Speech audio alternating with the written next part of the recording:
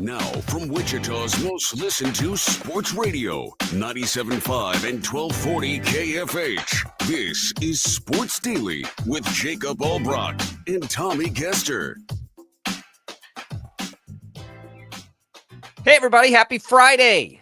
Who's ready to get to the weekend? Who's ready to get to the better weather? Who's ready to rock and roll on a win streak with the Shockers and get back on track with KU and K-State this weekend? And who's ready to shake your angry fist up at the Hosers in Canada? They got us last night. Dadgummit. We had it. We had it.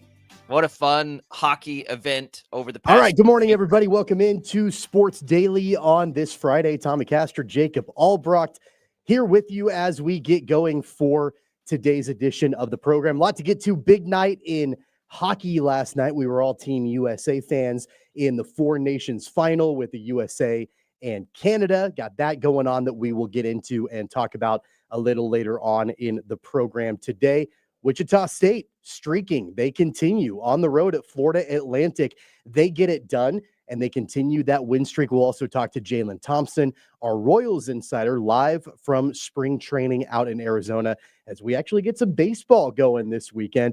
It's a big Friday edition of the show. Good morning, Jacob. How are you? I'm good, Tommy. I'm doing well. All right, do you have me now? You have me? We okay. got you. Yep. Yeah, sorry. So for those on the video stream, we're ready to rock and roll. Tommy, how can we let the Hosers do that to us? Man, I tell you what. I love it. I love all of it. It was so good. I don't love the outcome. I'll tell you that much right now. It's like 2010 when Sidney Crosby did this same thing to us, the big Canadian star, Connor McDavid. Blech. That was fun. That was really cool. And I love that the countries got behind it. I love good international competition. Doesn't mean we don't love our Canadian neighbors. Doesn't mean they don't love their American neighbors to the south. But we can make fun of each other and have a little rivalry. And they fought for 2.5 minutes the other night. And like everybody was into that game last night. Hockey wins big time for the last week. Never would have seen that coming. But a lot of fun either way. But Canada gets it done 3-2. Shockers get it done last night. Keep streaking. Here we go. They're on to something now. We'll get into the Shockers for sure today. I will preview the weekend ahead for KU K-State as well. No doubt about it. And we'll have Jaylon Thompson in from Arizona, spring training. Looking forward to that. We will give you a couple opportunities to win some prizes today. I will give away some HTO as well. So stay tuned for your opportunity there. Thanks for tuning in on KFH, 1240 AM and 97.5 FM. Thanks for waking up with us. Thanks for watching us on our video streams, 12 News Connected app on YouTube, on X, and thanks for listening to us on the Odyssey app. You can get in touch with us through any of that. Max is taking your calls. We've got it for you. I'm looking forward to the weekend. Feeling kind of festive today. I was up late, but the weather's turning, Tommy. That gives me a little pep in the step, I think, to know, man, it's going to be 22 degrees and sunny today. Yeah. Hey, downright balmy right now at 3 degrees outside. Feels like a nice tropical vacation compared to what we've had the last couple of days. And then it'll get actually nice and into up into the 50s and the 60s. So we're almost through the deep freeze. Hopefully, even if we get more snow, hopefully we don't get this cold weather. I was, Facebook feeds you the memories from the years back. There have been a lot of days like yesterday. There were, I think, a couple of snow days on that date, since I've lived here for about a decade. But nobody wants this. I had one of my memories pop up on Facebook from, I think it was yesterday or 2 days ago. In the middle of us being in the deep freeze a year ago, it was beautiful outside because I had pictures of me taking my son to go golfing. And, things hadn't bloomed and greened up yet. It was still brown for the winter, but it must have been a nice day because we were not overly layered. We went out to the golf course. We, hit some golf balls. And I'm looking at that as, the wind chill is minus 25 outside. So it's, it's who knows what's going to happen in the middle to late days of February. It could be warm. It could be nice. Or it could be like what we've seen the last couple of days. Yeah, I'm looking back like 2017 when we were here. Like kids are in a T-shirt on it's just and I know there were 2 snowstorms on that day plus what we had last year. Welcome in to Canada. I mean to Kansas, I should say. Canada certainly felt like Canada. Man, that was God. So I was at a concert last night, and it was pretty cool to see how many people, as the concert is happening and the main act, were watching the hockey like on their phones if you could get it, because there were so many people are like trying to pay attention to what was happening on the hockey. I love when stuff overtakes us like that, like collectively, where we can all sort of enjoy it together. It's kind of hard to do now, as everybody has 1,000 different things going on and different ways to watch anything. But it happens sometimes in these international things. This is what I think we all wish could happen for American soccer, right? Like everybody to get united behind a really good American team in some sort of championship format.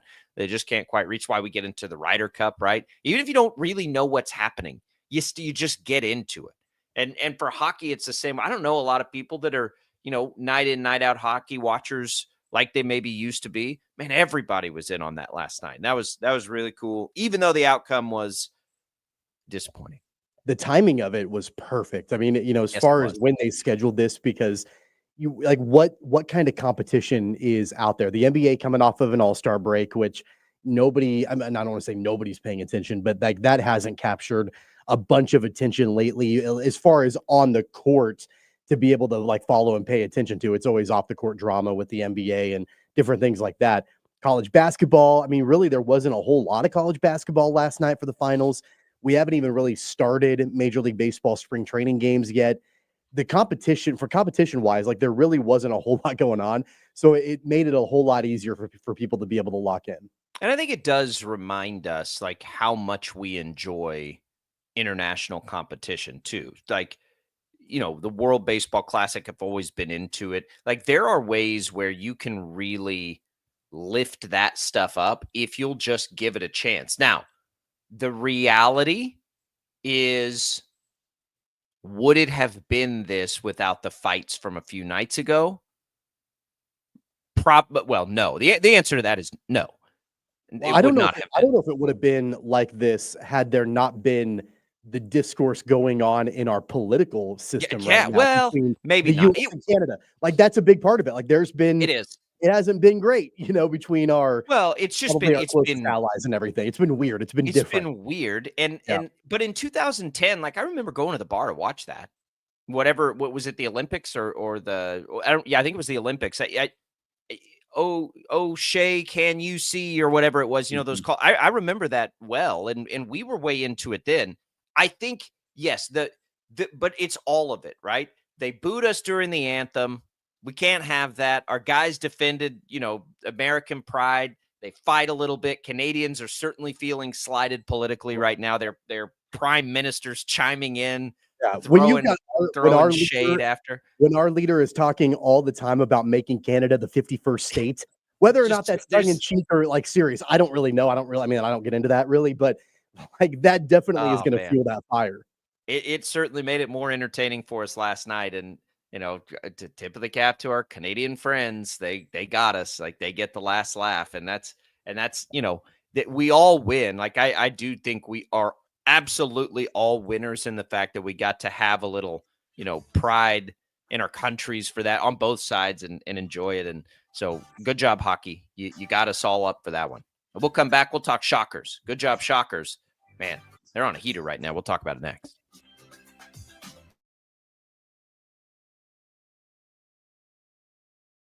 66 counties, 4 regions, and 1 weather team that you can trust. Find Storm Team 12 every weekday at 5:30 on the KSCW. Whatever the weather and wherever you are, Storm Team 12 is zooming in, going zone by zone to give you a more in-depth look at the forecast and some science behind the storms so you know more. We're focusing on the forecast so you can focus on what's important to you. Storm Team 12 Weather Focus, 5:30 on the KSCW. The future of television has arrived. Next Gen TV is here with stunning video, movie theater quality sound, enhanced voice clarity, and interactive features, all upgradable for the future. Learn more at watchnextgentv.com. Sometimes people tell us, I don't get it, it's just T. But let me tell you, we are so much more than just tea. With 20 plus flavors of sweet and unsweet iced tea, the possibilities are endless. Come on in and try them all for free to find your favorite or get us on the go for your busy lifestyle. And don't miss happy hour every day. So the next time someone tells you it's just tea, tell them to come by and find out why we say drink tea, be happy. Is the canvas of our imagination. They tell a story. Clouds affect the events of your day.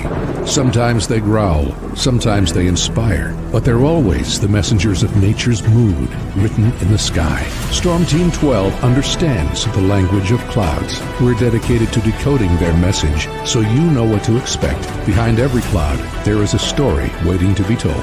Trust Ross Jansen and Storm Team 12, alerting you first to the impact on your life. When you need help, remember, you're not alone. We are here. We are neighbors. We are together. We are Kansas.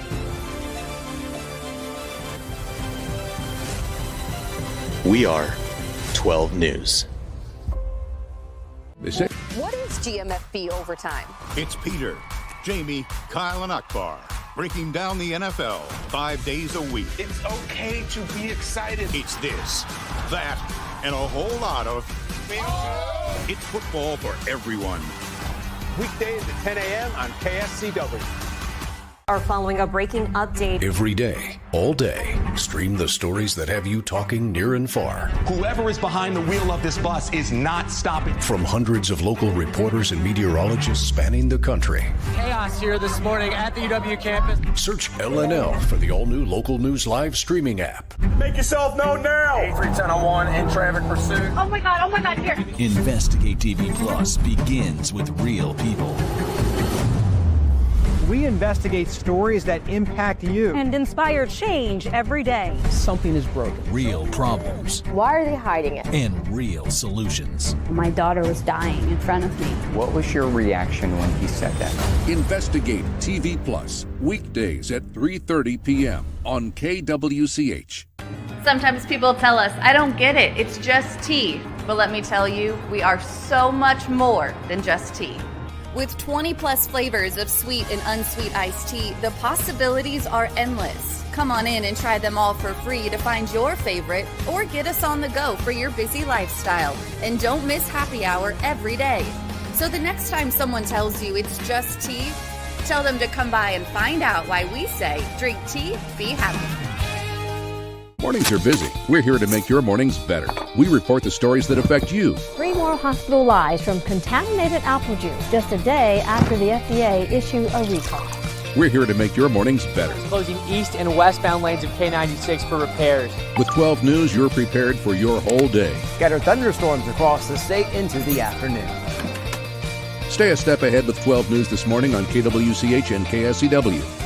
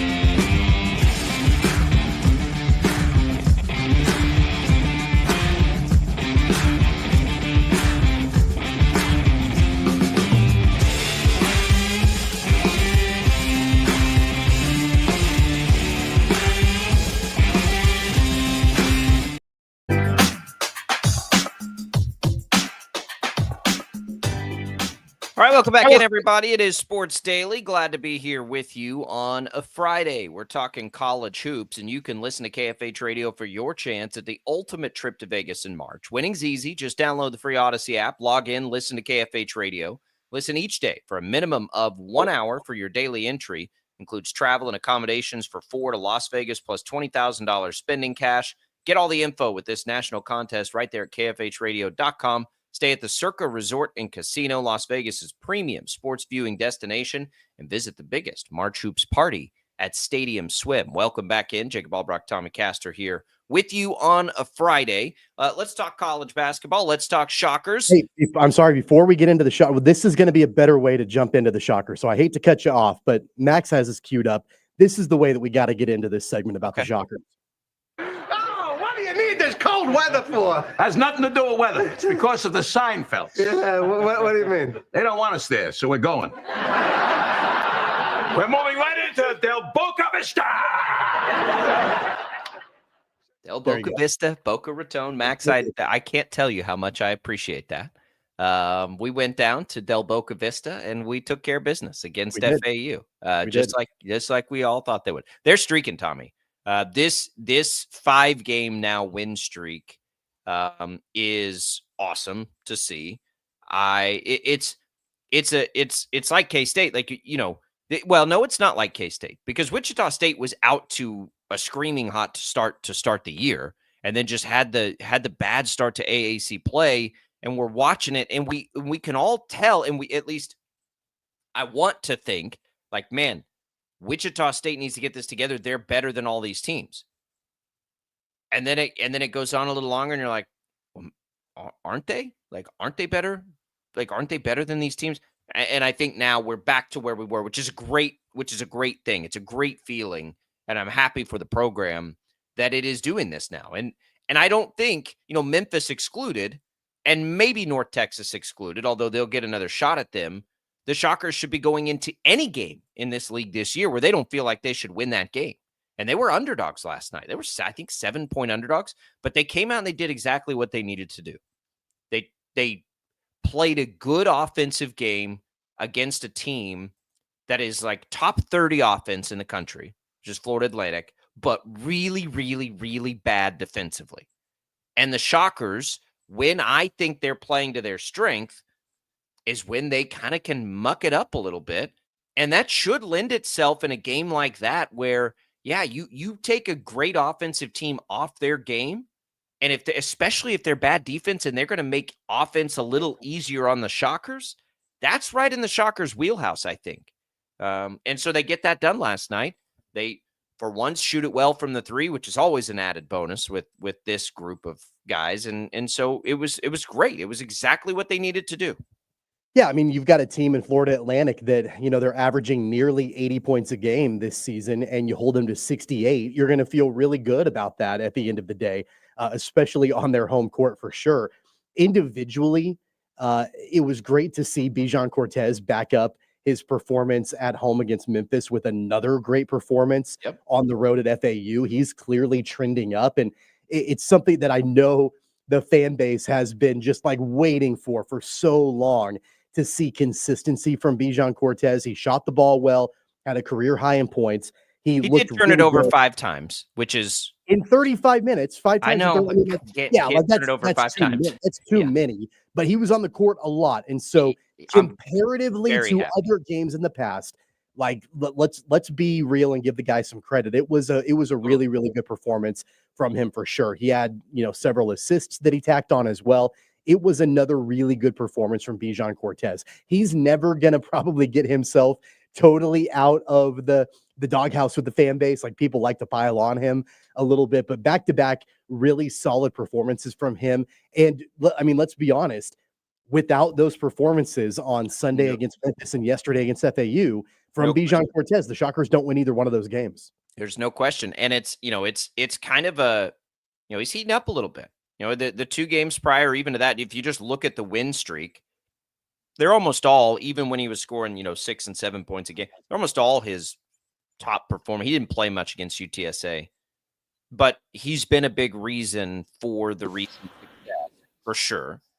And I love it, because that's what he was as highly, of all the players that came over with Mills that first year, he was as highly touted as any of them. Came over home and do it on. So it is great. It's great to see him catch his stride. And Coach Mills, I think it was after the Memphis game, just sort of talked about him and what it's been like for him to sort of come to the basically the psychology of what's been happening and really embracing everything. So you love seeing that. It's sort of like Doug McDaniel at K-State, right? Like when a player when it finally clicks and everything's going right, that's a big deal for the Shockers. Clearly, they're on a 5-game win streak.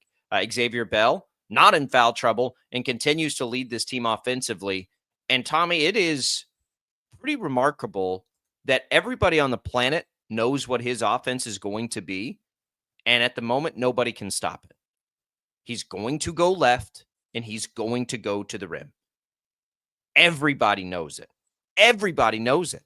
And they can't stop it. His ascension has been incredible, really all season long, not just with the win streak. But man, imagine a world, and they're not going to shoot 60% from three every night, and they didn't even take many of them. But imagine a world where this could become a team that at least is capable of shooting the three.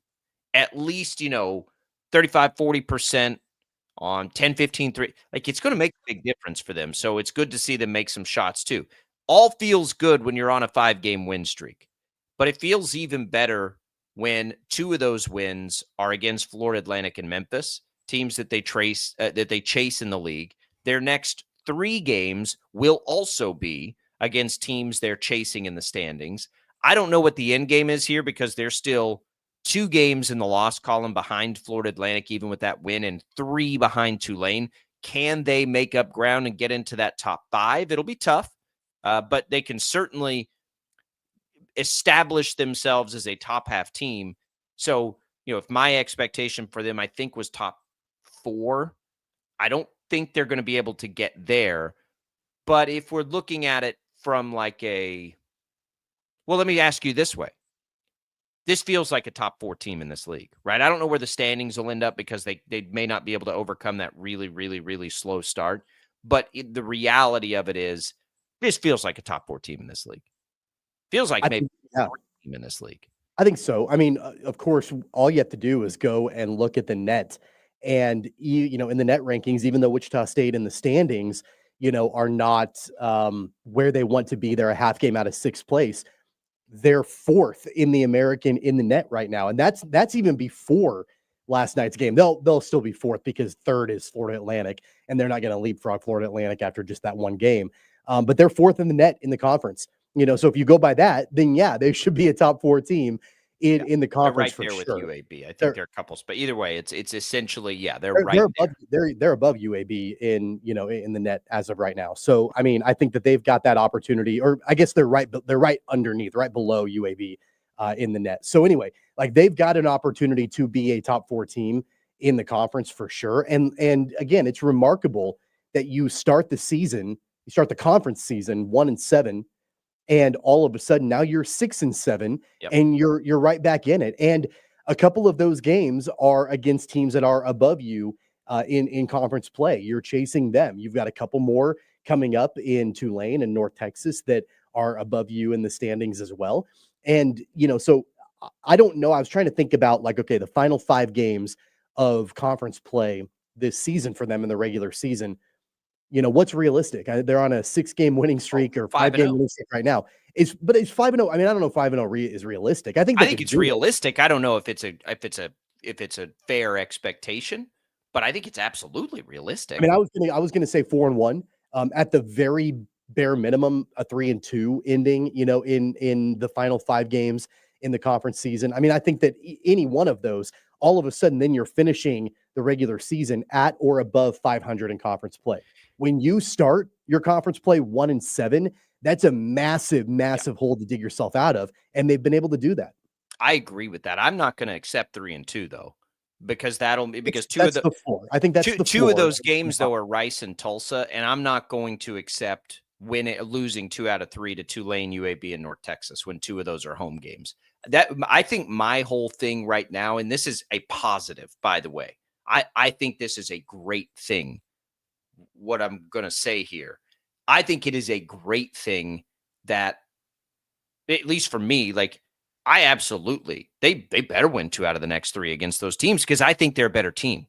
I think you can say Memphis and North Texas, and then I don't think you can say with definition that Wichita State's not better than anybody else. Now, they have not played that way for a long enough time in the season where the standings may not indicate that, but that's what I mean. Like, I think what this has done is remind us of what we thought of this team before and honestly what we saw this team be before that bad start to conference play. So yeah, look, for me, it needs to be 4-1. And I mean, they've won their last 5 and 2 of those are against really good teams. So I certainly think 5 games are on the table. Now, is it going to be disappointing if it's 4-1? No, I don't think so. But I think that has to be the expectation because I think Wichita State's good enough to be 5-0 in that stretch. And sometimes when you have bad stretches, you got to balance it out with good stretches. They're certainly on one now. They get 2 more national games in that stretch, which is a great thing. They get to play again on Sunday.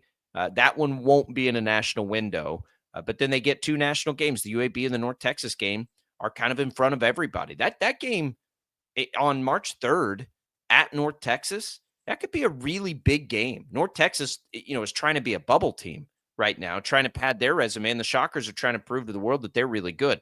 And now we know go into the conference tournament with all the confidence in the world. And if you can do that, you can go into that tournament and say, we've basically beaten everybody in this league. And that's a good thing. But I think all in all, it's a great thing for the program because we don't know. We talked about this a little bit in the office yesterday, in the TV office. Like after this year, there are a lot of question marks. There's not much coming back. It's kind of like Corey Washington and what will be back next year. They need Paul Mills. The program needs this to end well because we don't know what next year's going to bring. All that experience and all the stuff we've been talking about this year, that's not going to be here. So everything needs to build now to further the work that must be done this offseason that will be daunting. Yeah, I said it after the Memphis game. I think I mentioned this on Monday, that was the kind of win at home that you can build a program off of, the foundational type pieces where you can then point back to that and say, that's where things started to turn around for us. Yep. And I know they had won a handful of games prior to the Memphis game. They had the momentum going into it, but against that opponent at home in a national window, that's the kind of thing that you start to build off of. And they've been able to do that. I was really concerned going into the game last night. Don't get me wrong, the Shockers have been playing great as of late, but I was concerned that they were going to basically like have this huge win and then it was kind of like exhaling and coming back down to earth on the road at Florida Atlantic. That didn't happen. That didn't happen. On the road, late night. Yeah, that's impressive. That's impressive that they were able to get it done in that regard. And now again, you can continue that. You can continue, to move forward on that, which is great. I don't pretend to be. I'm not going to sit here and say that I'm an expert when it comes to like NIT projections. Oh, yeah. Right. Like I don't know I don't know about that. I haven't even really looked at that. But I would think, maybe I'm way off base here, but I would think if you can end the regular season 4-1, 5-0, somewhere around there, and then you go and you get a couple of games in the conference tournament, you probably, I would think, have played yourself into at least some kind of postseason conversation. So I don't either, but I would tell you this, they're invitational tournaments, and historically, the NIT has liked Wichita because people will show up to the games. People will embrace it and get behind it. They've got a long history of that. You had the year before the greatness of the last era really started was based on an NIT. You had Marcus McDuffie's senior year when they went to New York to play in that final. Everybody got behind that. Everyone was just sort of playing for McDuffie, right? Because he was such a great player, and everybody got behind that. It was 2011 when the Shockers won the whole thing. Right, that's what I mean. So if those are your last 2 memories of it, if you're the NIT, and it's an invitational tournament, so there's not like some hard and fast rule. Well, yeah, they want to sell tickets too. We all know about TBT and all those things, but that would be great. Honestly, it would be fine. But I know it feels like a consolation prize a little bit, based on the expectations at the beginning of the season. But again, to be able to pull yourself out of where you had been and the depths of all of it, that's remarkable. We have to break this season up into chunks. There was a moment where we thought the Shockers might be able to be a bubble team. And then there was a moment we thought this thing was imploding and some very uncomfortable conversations might have to happen. And now there's this moment again of, man, can this team do something in the postseason? What can they do in the conference tournament? What could they do? If they made it to an NIT, all of that stuff is back in. And it's like therapeutic, I think, for Shocker. It's been an emotional year. It's been an emotional year for fans, for followers. It's been an emotional year for players. Certainly has been for coaches and administrators. It's high level, intense. Like, there's a lot of pressure here. And so I'm so happy for everybody that there is a reprieve from that again, where now it's like back to just how good can this team be? Because we know it can be very good. We've seen it now in 2 different chunks of the season, and in one chunk, it was not very good. So how do they finish now? They go and they wrap up. No, they're back home. Sorry, they're back home against Tulane. They get back-to-back home games against Tulane and UAB before they have to go on the road to North Texas on what'll be that North Texas game. That's a quad 1 game. I mean, where North Texas is, no doubt about it, are in the net. Like, that's a quad 1 game. That's an extremely important game for Wichita State. But you get an opportunity now for 2 games at home against 2 teams ahead of you in the standings, against 1 team that's ahead of you in the net rankings, to go get a couple. And I don't think they'll be able to pass either one of them in the standings, but it's still going to establish where the perception of Wichita State is going into a conference tournament. As I can tell you right now, nobody wants to draw Wichita State in a conference tournament, not when they play like this. They're showing you that they're capable of beating anybody. And isn't that all we can ask for when we consider all things? Like, this is all we could have asked for once the bottom fell out for a few weeks there as conference play began. The feel and it's what's really interesting is the one team that will make the NCAA tournament is the one team that doesn't have this feeling right now. But if you're a K-State or a Wichita State fan, you at least have the notion and the sensation that, man, my team can beat anybody that they'll play in a conference tournament. Can they string it together? Can they do it? Well, at least there's a chance, right? The old Dumb and Dumber line. So you're saying there's a chance. The feeling for KU right now, Tommy, and we can get into them. We had a nice email on them from a great listener that I'll get into, but it's the opposite for them. It doesn't feel like they have a chance. And they're the only ones that we know are going to be in the NCAA tournament, right? The other 2 are long shots to even make it.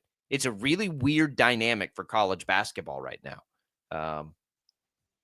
But I'm really happy. I mean, I'm so dang happy for the Shockers right now. I'm so dang happy for the fans and the program and everybody involved in it, because everybody deserves it. Everybody, it's too great a fan base to be on a bummer like they were on. So I'm happy for it. I'm happy for Wichita. Go Shockers. We'll see if they can follow it up with a win this weekend. We'll talk a little KU, K-State look ahead to the weekend next on Sports Daily. Boca Vista! No, Boca Vista, that's where my parents are going to live! I know! We can visit together! Every 5 years! 97.5. 66 counties, 4 regions, and 1 weather team that you can trust. Find Storm Team 12 every weekday at 5:30 on the KSCW. Whatever the weather and wherever you are, Storm Team 12 is zooming in, going zone by zone to give you a more in-depth look at the forecast and some science behind the storms so you know more.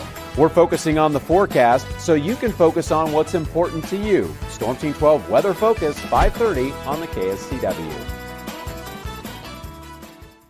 The future of television has arrived. Next Gen TV is here with stunning video, movie theater quality sound, enhanced voice clarity, and interactive features, all upgradable for the future. Learn more at watchnextgentv.com. Sometimes people tell us, I don't get it, it's just tea. But let me tell you, we are so much more than just tea. With 20-plus flavors of sweet and unsweet iced tea, the possibilities are endless. Come on in and try them all for free to find your favorite, or get us on the go for your busy lifestyle. And don't miss happy hour every day. So the next time someone tells you it's just tea, tell them to come by and find out why we say, drink tea, be happy. It's the canvas of our imagination. They tell a story. Clouds affect the events of your day. Sometimes they growl, sometimes they inspire, but they're always the messengers of nature's mood written in the sky. Storm Team 12 understands the language of clouds. We're dedicated to decoding their message so you know what to expect. Behind every cloud, there is a story waiting to be told. Trust Ross Jansen and Storm Team 12, alerting you first to the impact on your life. When you need help, remember, you're not alone. We are here. We are neighbors. We are together. We are Kansas.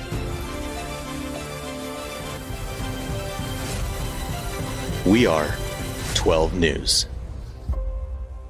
They say, What is GMFB overtime?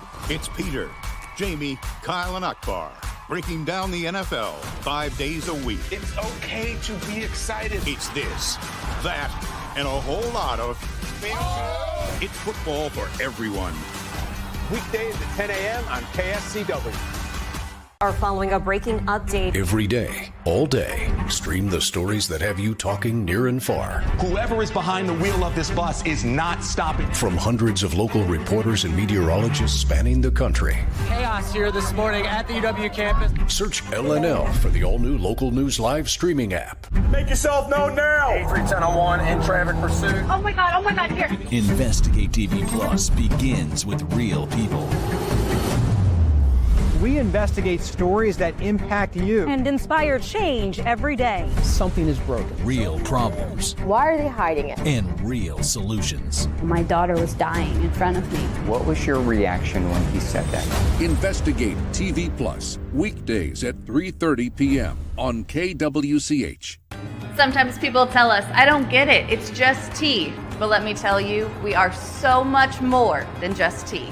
With 20 plus flavors of sweet and unsweet iced tea, the possibilities are endless. Come on in and try them all for free to find your favorite or get us on the go for your busy lifestyle. And don't miss happy hour every day. So the next time someone tells you it's just tea, tell them to come by and find out why we say drink tea, be happy. Mornings are busy. We're here to make your mornings better. We report the stories that affect you. 3 more hospital lies from contaminated apple juice just a day after the FDA issued a recall.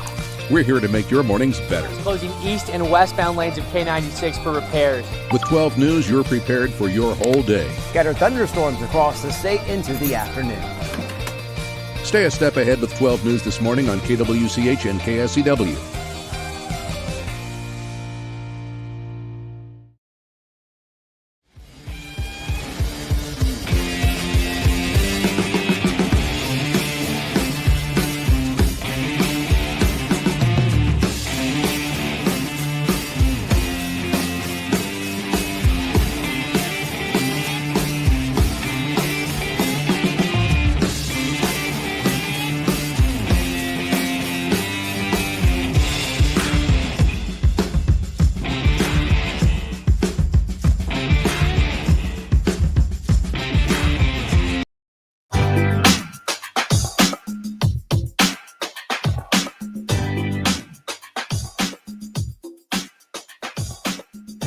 All right, welcome back in, everybody. It is Sports Daily. It is a Friday, and that means we've got Tommy, doing his male modeling thing. Tommy, what do you got for us today? Yeah, it's the Friday Fit today with our friends over at 3570 Golf Company. Warmer weather just around the corner. That means golf weather is coming up soon, and you need to look good. You need to be rocking the golf apparel that feels good, it fits well, and it reminds you of where we live, the heartland, this part of the country.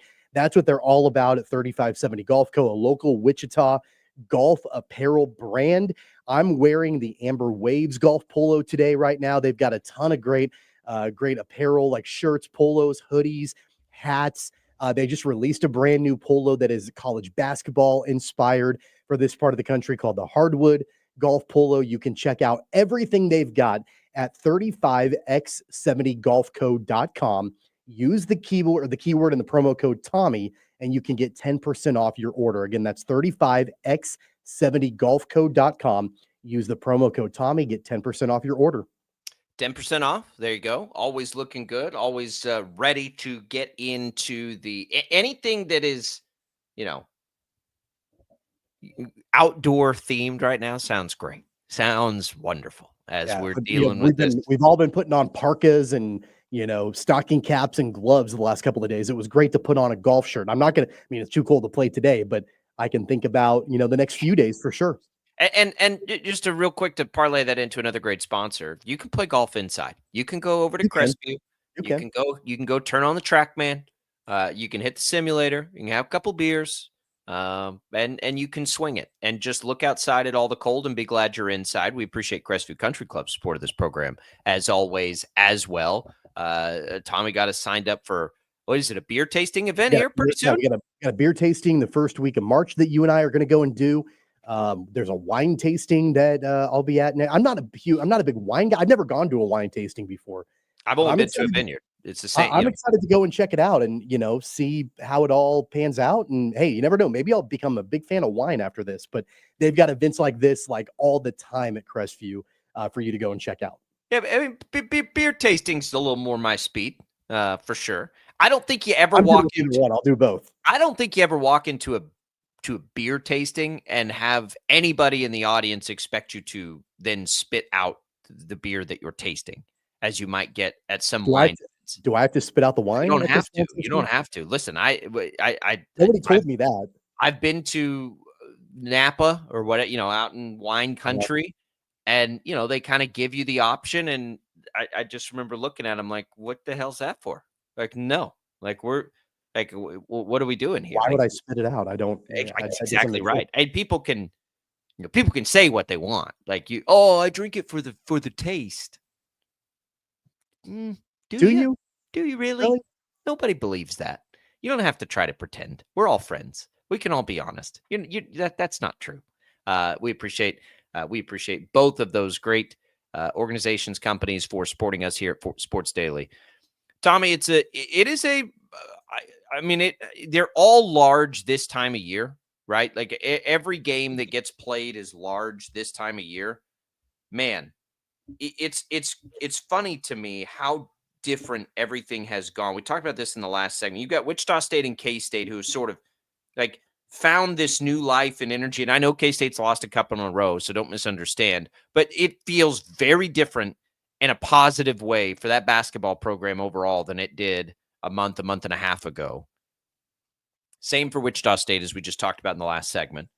For KU, it's the exact opposite. And KU's the team that's going to make the NCAA tournament, right? And all of these things are there, but it feels like the sky is falling right now for the Jayhawks.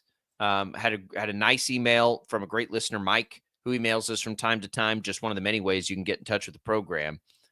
Sort of evaluating Bill Self, and he we've called it, and I have anyway, the last couple of seasons sort of being this stretch. He takes it back to the heart incident, the health incident for Bill Self when he had to miss the tournament and do all those things as maybe a moment to say, is this what I want to do anymore? I would say this, I'll never pretend to get inside somebody's head like that. I don't know that anybody has ever loved this more in general than Bill Self loves this. And again, he's never been one to shy away from or be resistant to the changes that have come to the sport. And I don't think he is resistant to that. I don't think that's all just I don't think he cares that that's the way it is now. And I think he embraces it as much as anybody has. And that's the thing for me with KU is we keep wanting to look really big picture and do all these things. But to me, it honestly is the same group of players is not working now 2 years in a row. So I'm not ready for any of that other stuff yet until we see a different group of players get in and what that means or looks like. This group has not reached its expectation 2 years in a row. And that's what it is. It is what it is, right? How good can they be this year? I do think there's plenty of time left on the table to determine that. But the reality is the disappointment that we've seen, because no matter what happens for KU the rest of the way in the regular season, they will not have met preseason expectations as the preseason #1 team in the country. It's just not going to be there. I am still looking very much at the roster more than I am the legend there until we hear something otherwise. I think we're just sometimes I think we're overthinking it a little bit. This group is not working and has not worked for 2 years. Same group of players, same core group of players. But again, I think it's not just on the players. It's the way that those players are being deployed out there. It's the I'm not let me clarify real quick. I'm not saying Bill Self and the coaches aren't without blame. Of course they are. They share as much of the responsibility as anybody. I'm talking about when we have conversations about bigger picture things for Bill Self specifically. Yeah, sure. And I wholeheartedly believe that while these players have not executed, and it's for sure on their shoulders because you've got the same 3 guys the last 2 seasons that they're not delivering at the level that expectations are. I don't think maybe any of these guys on the roster are being put in the most optimal position to succeed either. I think it goes both ways. I think there's a little bit of a tug of war here between like who to blame more, but everybody is to blame. I was talking with our buddy TJ Cleveland the other day, and I told him that one of the takes that I hate the most during all of this is when 100% of the blame is put in one place. Like, oh, it's all Bill Self's fault, or it's all Hunter Dickinson's fault, or it's everybody's fault. Like, and it's probably equally distributed out. You don't get these compounded big time issues without it being multiple people's fault. Like the blame should be spread out amongst everybody. The head coach hasn't had a good season. I think Bill Self himself would probably say he hasn't had a very good season in coaching. I don't think the overall coaching staff has done particularly well. I don't think the returners have done well. I don't think the newcomer, like nobody has done well. It's been just a snowball effect where it's gotten worse instead of better as the season has gone on. I don't pretend to know what's in Bill Self's head, and I'm not yet at the point to where I feel like I'm going to predict one way or another what he's going to do after this season. But I would not be overly shocked. I would be surprised, but I'm not sure I would be overly shocked if after this season he says, you know what, I've probably done everything I can do. And the last couple of years have been rough on me. I had the health issues. And then the last 2 seasons have been really hard from an on-court perspective in practice. Like we know the discontent, among the players, like you can definitely tell that. It wouldn't overly shock me if he was like, you know what, I think I'm going to step away. Again, not predicting that he will or won't. I don't know. I don't know what's in his head, but I wouldn't be overly shocked if that happened. Yeah, I mean, I wouldn't ever be because of his age and how long he's been doing it. I mean, I think he could make that decision at any point. And yeah, I wouldn't shock me either. I just don't, I don't, here's what I'll say. I don't think the way this season is playing out would be the reason why. I guess is my thing. And again, I think it could be part of the reason why. I think it could be, like maybe the thing that pushes him over the edge where they're one of the age, his health, different things like that. One of the crazy things about Bill Self, because he's been doing it so long, Tommy, is he's only 62 years old, right? Like he's not. But this is the same guy that I remember. I don't know exactly when it was, 10, 15 years ago, where he gave an interview saying that he didn't see himself coaching into his 60s. Like I remember him, like that was a big deal at the time when he said. I remember Greg. I didn't say. I remember Greg Marshall saying that. I don't remember hearing that from Bill Self. Said that he couldn't see himself coaching, like into his mid to late 60s. So I'm looking here at these other, Jay Wright is the same age as Bill Self, but when you look at the other ones who people feel like have just like had enough, Jim Boeheim was 80. Mike Krzyzewski's 78 years old. Mike Krzyzewski's 16 years older than Bill Self. Yeah, so this was back in 2017. He gave an interview, Bill Self did, where he said that he wasn't sure at the time. He was 54 when he gave this interview in 2017. He said he wasn't sure that he would coach past the age of 60. And he said that he didn't want to match his peers who continued to coach, like Jim Boeheim, Roy Williams, and Coach K. He said he wasn't interested in duplicating their longevity. That was back in 2017. So, we're 8 years, now past that. Can we just get it to retirement age, Bill? Like the rest of us, you got to get to 65, right? And the other thing is, like, you could never see it ending with a season. And this is what's so funny to me that we're even doing this, because I do it too. Every other team goes through this kind of thing frequently, even among the greatest programs and coaches. The fact that Kansas does not and has not is one of the wildest achievements in sports. We will look back at this run at some point, and it'll take some time, because probably when Bill Self does eventually decide he doesn't want to do it, Kansas is not going to have the level of success they've had under Bill Self. Not right away. I think that's an impossible ask of whoever it is. The consistency. Yeah, I'm not sure there'll be that level of consistency, because that's unparalleled and unmatched. And I don't know. In the middle of these things, it's always hard to appreciate them appropriately. But as somebody who came into that from the outside, and for other people I talk to, like around the country, about it, is remarkable how consistent and how often this team is right in the most relevant part of any college basketball conversation. It just doesn't happen anywhere else. And it is crazy. And we're having this conversation when Kansas is very clearly a tournament team, when they're like, they're going to be in the postseason. Like, it's wild to me. It's wild. And it's a credit to everything.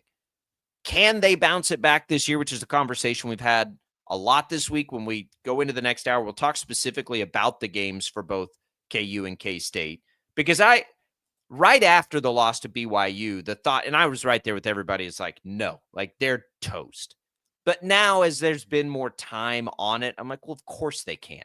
Like, of course they can. No, I think they're toast. Like, I haven't. Will they? I think will they is probably a better conversation than can they. They're cooked.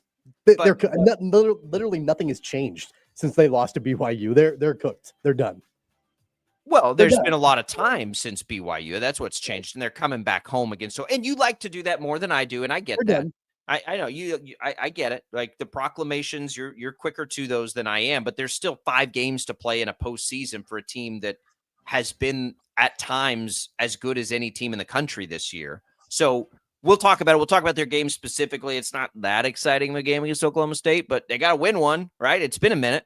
And K-State kind of in a similar situation. We'll hit those in the next hour. We've got Jaylon Thompson in Arizona in the next hour as well. It's all coming for you on Sports Daily. In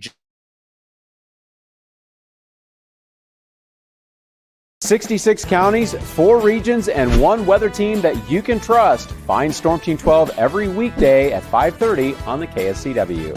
Whatever the weather and wherever you are, Storm Team 12 is zooming in, going zone by zone to give you a more in-depth look at the forecast and some science behind the storms, so you know more.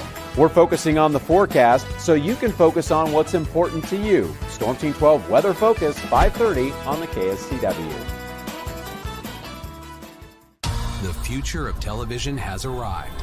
Next Gen TV is here with stunning video, movie theater quality sound, enhanced voice clarity, and interactive features, all upgradable for the future.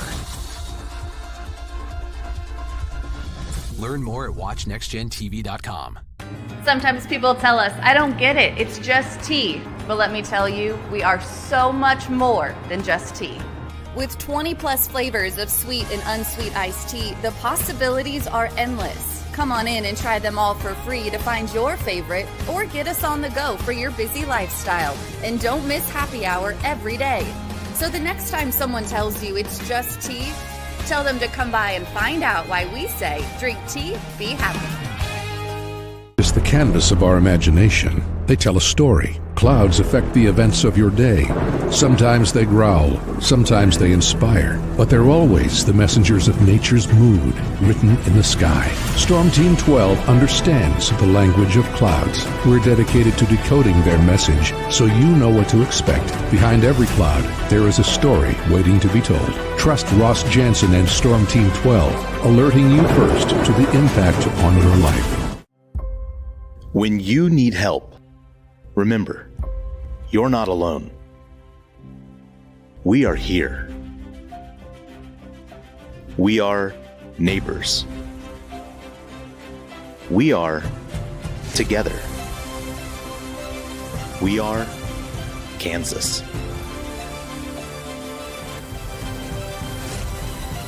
We are 12 News. They say, What is GMFB overtime? It's Peter, Jamie, Kyle, and Akbar breaking down the NFL 5 days a week. It's okay to be excited. It's this, that, and a whole lot of. It's football for everyone. Weekdays at 10 a.m. on KSCW. Are following a breaking update. every day, all day, stream the stories that have you talking near and far. Whoever is behind the wheel of this bus is not stopping. From hundreds of local reporters and meteorologists spanning the country. Chaos here this morning at the UW campus. Search LNL for the all-new Local News Live streaming app. Make yourself known now. 83101 in traffic pursuit. Oh my God, here. Investigate TV Plus begins with real people. We investigate stories that impact you. And inspire change every day. Something is broken. Real problems Why are they hiding it? and real solutions. My daughter was dying in front of me. What was your reaction when he said that? Investigate TV Plus, weekdays at 3:30 p.m. on KWCH. Sometimes people tell us, I don't get it, it's just tea. But let me tell you, we are so much more than just tea.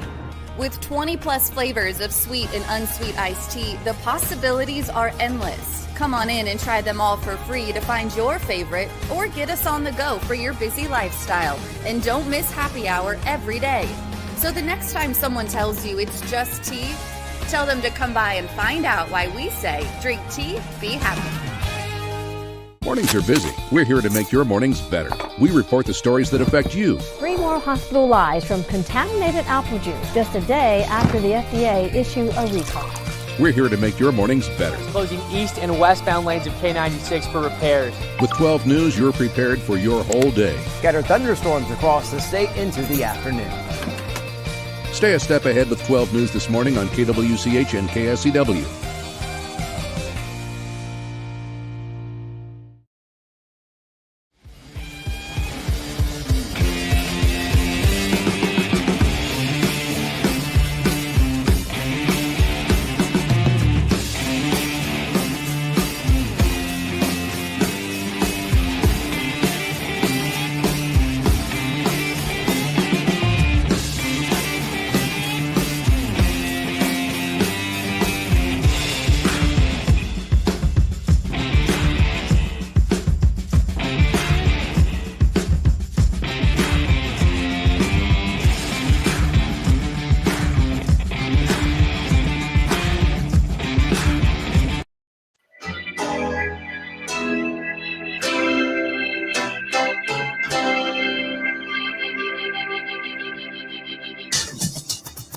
Now, from Wichita's most listened to sports radio, 97.5 and 1240 KFH. This is Sports Daily with Jacob Albrock and Tommy Kester. All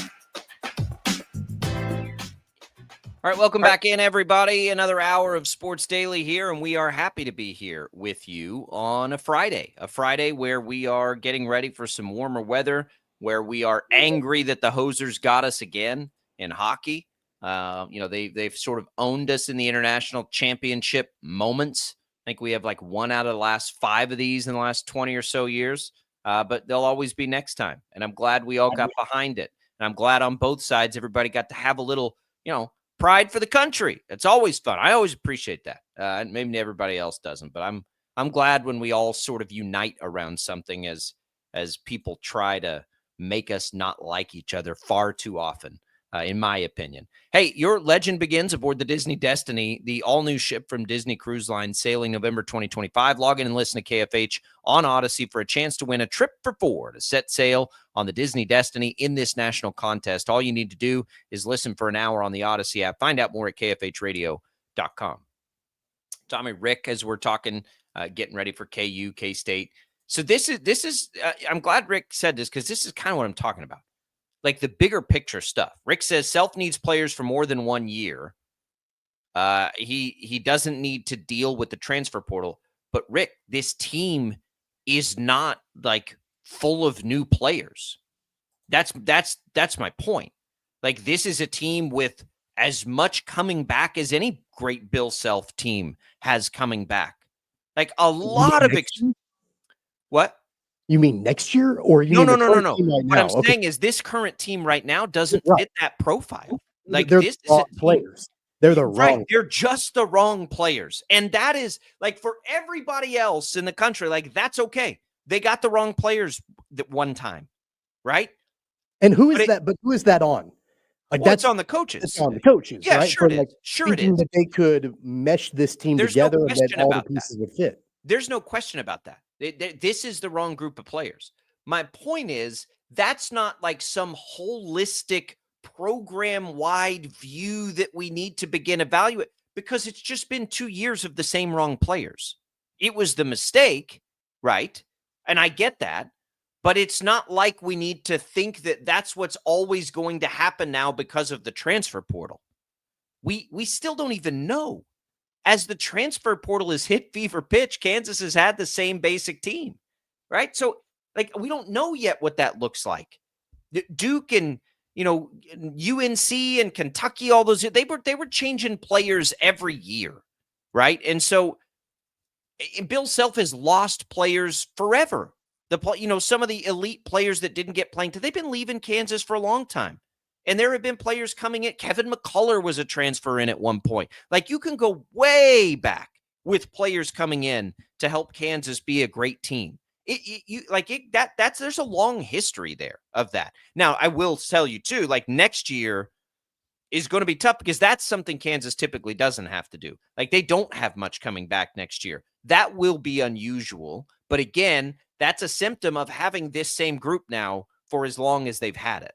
As much as it's anything else, as much as it's, well, Bill Self is never going to be able to keep players for a long time anymore. Well, he has kept players for a long time. This group of players, it just appears to be the wrong group of players. I think it's too early to look at this, Tommy, any more than this group specifically, and to let it be this group specifically. I think it's too early to start thinking bigger with what it means for a program that has just never done this before in 25 years. So let's put it in context. They haven't done it to this extent before, but there have been disappointing Bill Self seasons. Sure, there have. In the context of like this overall consistency. You have to go all the way back though, and a lot of fans like point this out. And I remember this year like it was yesterday, the 2004-2005 team, when they lost to Bucknell in the opening round of the NCAA tournament. That was Bill Self's second season as the KU coach. They went to an Elite Eight his very first year with Roy Williams players. And then they lose to Bucknell in the first round of the NCAA tournament. Remember that season, they were preseason number 1 in 2004-2005. Now, they didn't have the regular season struggles like we're currently seeing right now. Like, they ended up in, I think, second or third place in the Big 12 that year. That was right before that long streak started for the Jayhawks. But, they were still a really good team during the regular season.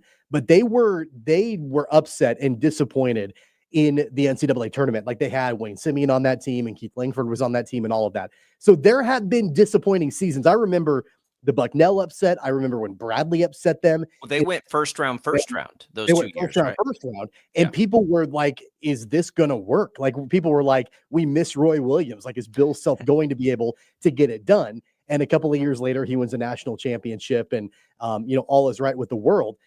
We haven't seen this level of regular season struggles and what we saw a year ago and this year ever. Yes. There have been plenty of March Madness disappointments for the Jayhawks over the course of the last 25 years with Bill Self, but not this sort of like in-season struggle where you're then like getting into the NCAA tournament and you're like, man, can this team even do anything? Can they make any noise at all? That's the newness of all of this. Yeah, and look, I don't ever like, and I probably am unique in this, like, I never like tethering the success of a college basketball program to the NCAA tournament solely. I think it's too much of a wild card. like of a postseason. I think it's too wild and crazy to do that. Because I mean, and look, I mean, KU's perfect example. After those 2 years you mentioned, it was like, yeah, it was Elite Eight, National Championship, Sweet 16, the next 3. The consistency was in that they were winning the Big 12. They were very good teams. And in that crapshoot, I mean, because it is, like, we all know it's a crapshoot. In that crapshoot, the year that they won the national championship, they very nearly got beaten by Steph Curry and Davidson, in that run. Like, it was very, very close. Now, and then they ended up winning a national championship that year. Yeah, and that was an insanely good team, right? They were 37-3. There have been, but it is. They were upset, by Northern Iowa. They were upset by VCU and Shaka Smart. Like, these things have happened a lot in the tournament. There have been tournament letdowns for the Jayhawks. We haven't seen this level of mediocrity in the regular season at all. That's the consistency. I mean, when you win 15 Big 12 titles in a row, you have a level of consistency and just fantastic year in and year out performances in the regular season all the time. A lot of KU fans that I know, when they were in the middle of that Big 12 stretch, that's what, I mean, they cared about national championships, don't get me wrong, right? But they cared about the Big 12 regular season championship. They wanted to beat John Wooden and UCLA. That's what it was. If you won the national championship, that was fantastic, that you definitely wanted that, but it was about the Big 12 regular season championship. And it just shows that level of just like top of the mountain consistency in the regular season that we've always seen from KU. When I first used to come on Sports Daily, I used to have so much fun with, would you rather KU keep the streak alive or make a bowl game in college football? It was all about the streak. It 100% I know, but there were people that would say, but it was like, that was the fun conversation. It is. And that's the thing. Like, this is a 2-year stretch like we've never seen. And it is the same group of players. And so what am I supposed to look at? The 20 years prior or the last 2 as the outlier here? It is too soon to make large, sweeping proclamations about the state of the program. I disagree with you because it's the last 2. It's not the last 1. It's the last. But it's the same 2 group of players. You're right. And you're right. And so I think you can make that declaration that this particular iteration of the program is cooked. Like, they are. Yeah, I'm fine with that. They're done. I think I'm fine with that. I don't care about that because I don't like. You said in the last segment, you're like, we'll get into that. No. Still do it. Like, we'll get into that. What I'm saying is that's not important. Whether that's not even. We're having 2 different conversations at that point. Right. This iteration is cooked. Long term, yeah, like next season, they've got Darren Peterson, who's one of the top recruits in the country, one of the highest regarded prospects that Kansas has ever gotten under Bill Self, coming into play next season. And then depending on who can be around him and who, like, hopefully, I don't know if Flory Badunga, if his NBA stock has dropped, over the last month or so. I don't know what his, status on coming back looks like. We'll find all that out, but yeah, I mean, I think it is, again, too early to be able to make sweeping declarations about the long-term prospects of the program. So I'm not willing to do that at this point. But yeah, in the context of this season, they're done. And we'll get into that because I think that's a less interesting conversation, but it can be an interesting one because there's still so much basketball to be played for this team. I mean, there's 5 regular season games plus a conference tournament still to play. That is a totally separate, like, shock to the system that it's this early and most people are making the same declaration you are. And I'm close. Like, I don't have a strong opinion on it that they're not cooked. I think it's interesting that we're to that point with so much basketball still to play. But we'll get into that. We'll look at the game this weekend. We'll talk about K-State 2 in the next segment. Don't forget, we got Jaylon Thompson coming a little bit later too to talk about the Kansas City Royals. Stick with us. Another hour of Sports Daily rolling right along.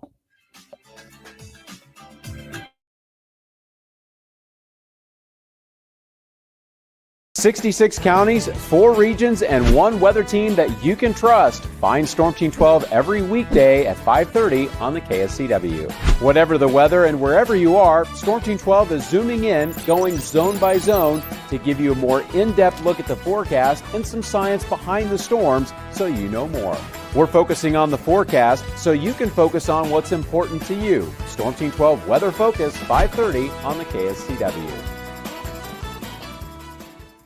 The future of television has arrived. Next Gen TV is here with stunning video, movie theater quality sound, enhanced voice clarity, and interactive features, all upgradable for the future. Learn more at watchnextgentv.com. Sometimes people tell us, I don't get it, it's just tea. But let me tell you, we are so much more than just tea. With 20 plus flavors of sweet and unsweet iced tea, the possibilities are endless. Come on in and try them all for free to find your favorite or get us on the go for your busy lifestyle. And don't miss happy hour every day. So the next time someone tells you it's just tea, tell them to come by and find out why we say, drink tea, be happy. It's the canvas of our imagination. They tell a story. Clouds affect the events of your day. Sometimes they growl, sometimes they inspire, but they're always the messengers of nature's mood written in the sky. Storm Team 12 understands the language of clouds. We're dedicated to decoding their message so you know what to expect. Behind every cloud, there is a story waiting to be told. Trust Ross Jansen and Storm Team 12, alerting you first to the impact on your life. When you need help, remember, you're not alone. We are here. We are neighbors. We are together. We are Kansas.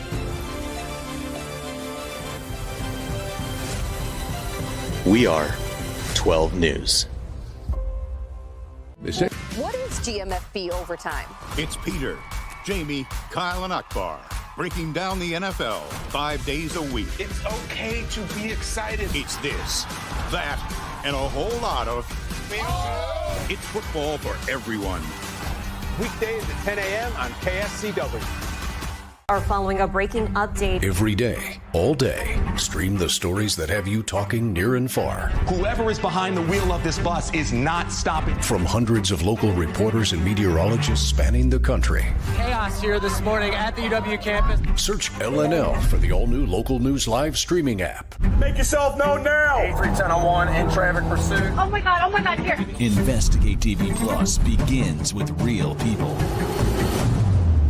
We investigate stories that impact you And inspire change every day. Something is broken. Real problems. Why are they hiding it? And real solutions. My daughter was dying in front of me. What was your reaction when he said that? Investigate TV Plus, weekdays at 3:30 p.m. on KWCH.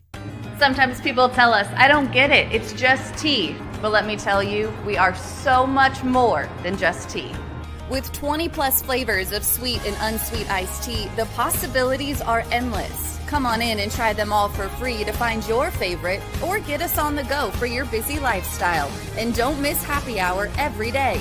So the next time someone tells you it's just tea, tell them to come by and find out why we say, drink tea, be happy. Mornings are busy. We're here to make your mornings better. We report the stories that affect you. 3 more hospitalized from contaminated apple juice just a day after the FDA issued a recall. We're here to make your mornings better. Closing east and westbound lanes of K96 for repairs. With 12 News, you're prepared for your whole day. Scattered thunderstorms across the state into the afternoon. Stay a step ahead with 12 News this morning on KWCH and KSCW.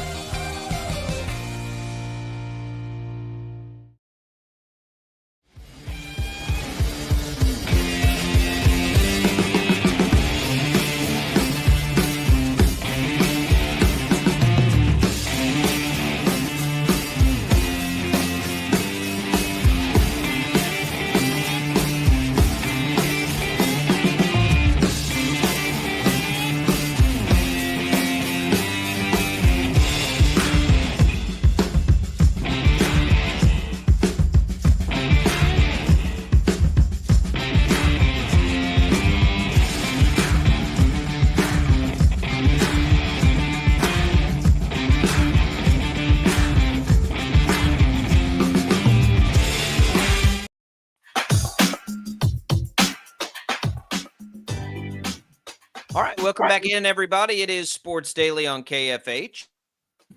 And we've got Shocker Baseball out late night in Hawaii this weekend.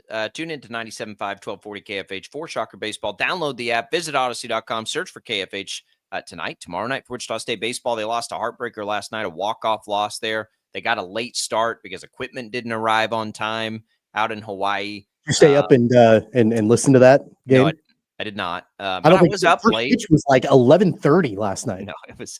It's too bad. It's a fun trip for them. I will tell you that, and they're probably not even talking about this because they don't want to make they're dealing with a pretty crazy rash of injuries to open the season. A couple of key pitchers. I think their 2, 3, 4 hitters are going to be out this first month. So don't let that deceive us, I think is the important lesson there. Let's see what happens, but it's been a pretty unlucky start to them off the field. So we'll see, if they can overcome that to what degree before they get fully healthy again when it matters most. So they're out there. They're playing in Hawaii. They're working hard. There was a tight one last night. All right. So we'll have Jaylon Thompson coming up in just a little bit, by the way. And thanks to Prairie Fire Coffee for keeping us fueled up each and every morning here on KFH. I think we have discussed and gotten to the point of big picture with KU. It's too early for proclamations. I think we can agree on that. I think a lot of people are ready to make them. I am certainly not. Now let's just talk about this year, because this year there are still 5 games left. There is still a conference tournament left, and there will still be an NCAA tournament left. You're calling them cooked. I don't totally disagree in the terms of like their chances to win a national championship, which is where their preseason expectations began. So I guess I have to understand what cooked means. Like, what does that mean when you say they're cooked? Because I still think this is absolutely a team that can go win 2 tournament games and go to the Sweet 16. And to me, that would not be cooked. So I don't know what that means, I guess. Yeah, I don't think they can win 2 tournament games. There's literally nothing that inspires confidence in me right now with this team. And I think that tomorrow, what's probably going to end up happening is they play Oklahoma State at home, and they probably look pretty good because Oklahoma State is in the cellar of the Big 12, and you're back at Allen Fieldhouse. And I would imagine I would think, at least I would hope, that they play with a little bit of red ass, and they're like getting after it. Right. But I don't want that to lull everybody into a false sense of security. Like I don't. That could probably be like fool's gold.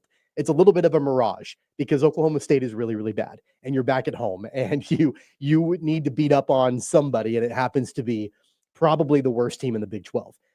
So I don't want that to fool anybody. That's probably going to happen. They'll probably go on the road at Boulder, and they'll probably beat Colorado. And then you're like, man, they got a little bit of a streak going on. They're 2-0. Again, I don't want that to fool anybody either, because from the way that they've been playing, I'm going to tell you right now, they're going to lose every single one of the final 3 games that they play after Oklahoma State and Colorado. They're going to fall to 3 ranked teams. I'll bet you they don't. I'll make that bet with you. I'll bet you they don't. Tell me which one they win. Well, 2 of them are at home. Tell me which one they win. Well, either Tech or Arizona. Okay, so are they going to go 2-1 in that stretch, or are they going to go 1-2? What do you think? Well, 1 and 2 would be better than what you just said. So I say they'll go at least 1 and 2. Yeah, I think they'll go. I'll say they go at least 1 and 2 in those. Okay, so now you tell me what have you seen that shows you that they will do that? Because I've seen nothing. I've seen nothing in the last. I've seen nothing in the last week, but I've seen them beat Iowa State 18 days ago by 17 points at home. 18 days ago. Correct. Yeah, 18 days ago. Tell me what they will do or what they should do to be able to get one of those wins. Because again, I literally see nothing that inspires confidence from me that they can beat a top 25 team. I don't care if it's at home, on the road, at Disneyland. I don't see anything that tells me that they can beat a top 25 team right now. We have seen lots of things within this season. You haven't seen anything in the last week and a half. Before Thanksgiving, we saw them beat like top 25 teams. 3 months ago, they did beat Iowa State by 20. But other than that, like I'm literally not. You can't say, but other than that, you're asking me what have I seen that says they can do that? That's what I've seen. Like I've seen that. So this has been a long season. It's more than just the last week and a half. You're right. That's what I'm saying. So then when we say they're cooked, Okay, let's Yeah, look at they're cooked. bracketology. Let's look at bracketology right now. Do you think they can beat McNeese State in the first round? I don't know anything about McNeese State, so I can't give you an answer on that. I don't know. I mean, we just talked in the last segment about how I think they can beat it. State McNeese. upset KU in 2004. Like there are plenty of those upsets that happen every Right, sure there are, but see, they like, are. Oakland winning their game, in the opening round last year. Like I don't know. I can't answer. Let's that question. call it capable. Are they capable of beating McNeese State in the opening round? Of course they are. I don't know. Of course yeah, they are. Sure. And then right now in bracketology, they'd play a team like Michigan State in the second round, who they've already beat this year. So again, I don't know what cooked means. Are we talking like to meet expectations before the season? I'll agree with you. They are absolutely cooked on that. No question. Are they cooked on winning a couple of tournament games? No, Yes. I don't think that they are. Yes, I think that's the dividing line. But I'm not telling you scenario. I do not see them getting out of the first weekend of the NCAA tournament. I just don't. As of right now, and that's fine. But what you're going to do is you're going to pretend like I'm saying I think they're going to make the second weekend of the NCAA tournament, which is not what I'm saying at all. I'm saying it's too early for me to say that's not possible, right? I don't know what their end game is. It's always possible, right? Like what? But to say what something is cooked means it's not possible. What kind of show are we having here if we're just saying, well, anything's possible? It's like Angels in the outfield. Hey, it could happen. Like I could go run a marathon. It can't happen. It's possible for me to go and run a marathon. I'm not going to do it, but it's possible I could go and run a marathon. Like it's possible. But you're saying the exact opposite of that by saying it's not. When you say they're cooked, you're saying it's not possible. Right? That's what I'm trying to understand what cooked means. I'm telling you that I don't see anything that tells me that they will. Could they? Sure. Will they? No. That's my definition of cooked. Okay. And that's fine. You're making the same declaration the other way that I'm making. And it doesn't matter. It's just what can they do is a better question, which you asked, to get to the point of being the team that we've seen at times this year be really good. The problem for me has been the psychology of this team doesn't seem or hasn't seemed really at any point this year, quite frankly, to be at the level it needs to do the thing Bill Self said after the game against Utah, which is let that moment of everybody saying they're cooked, basically, be the galvanizing moment for the team, which happens for teams. Don't think it's going to happen with this team unless something changes. And this is probably, I guess, what I would say is still possible with this much time to play, unless there's like a power dynamic shift inside that locker room, not among the coaches, but maybe among the players, right? Where some, and I'm not close enough to it to know what that could be, but whatever it has been, that part of it changes, right?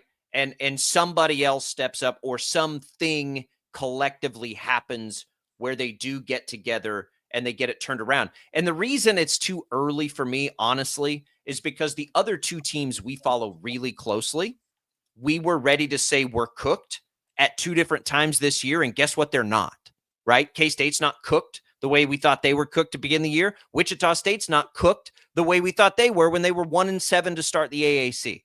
So there's 5 games in a conference tournament to play for a team that has at times been capable of beating anybody in the country.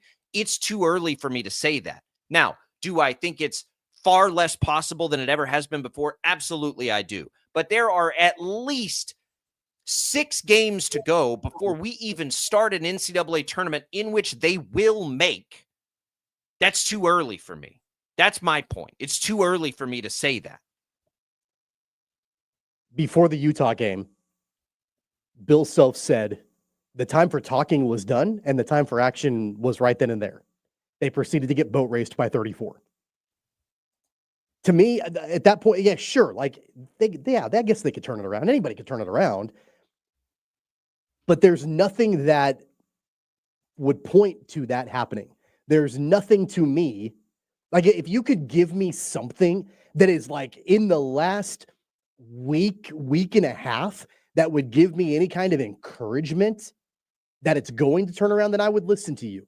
But if all you can point to is an Iowa State win 18 days ago, when like they were down then too, and Iowa State was coming off of a loss, remember, at home against Kansas State, and Iowa State was in a lull in their season. They were in a valley in the conference play where it hadn't been very good for them up to that point. So they were down in that moment as well.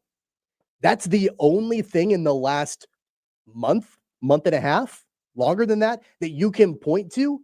Then I don't have any kind of confidence whatsoever. I guess they could, but I'm not going to be like, well, remember they won a bunch of games before Thanksgiving against really top tier opponent. Who cares? What have you done for me lately? That was 3 months ago. Well, but the thing for me is what would have happened before the Shockers got on their current 5-game win streak if I were to tell you, yeah, they got a chance to beat Memphis at home. You just said there's no chance. Right. And that's it's like it's too early for me to say that kind of stuff. K-State, before they went on, what did they have? A 5-game win streak? Then why do we even what's the point of talking about it then? Because we don't ever know anything until it's all done, until it's said and done anyway. Like, why don't we just recap games then instead of making like proclamations and thoughts about what could happen in the future? If